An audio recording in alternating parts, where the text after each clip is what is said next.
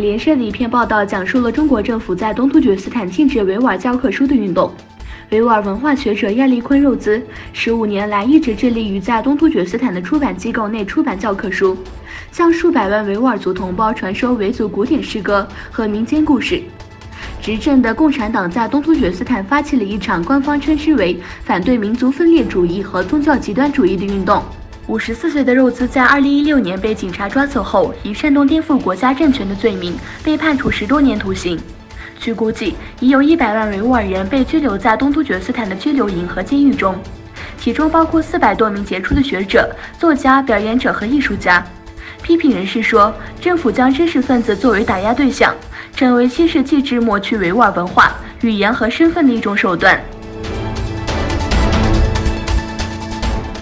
据中国媒体报道，东突厥斯坦的中共党委书记陈全国在和田地区调研，他强调要坚持以党的思想为指导，扎实开展不忘初心、牢记使命主题教育，深入贯彻新时代党的治疆方略，特别是社会稳定和长治久安总目标，统筹做好稳定发展各项工作，以优异成绩庆祝新中国成立70周年。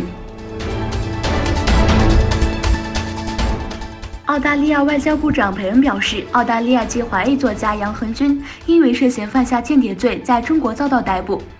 这样的发展恐加剧两国紧张关系。杨恒军先前已在未被控罪名的情况下，在北京遭拘留数个月，但佩恩说，杨恒军是在23日遭到正式逮捕。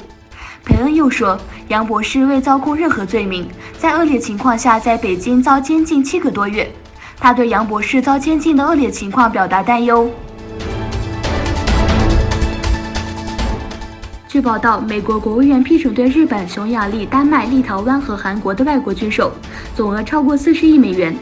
美国国防部表示，日本将购买73枚标准3型导弹，可由配备神盾系统的军舰发射，拦截弹道导弹。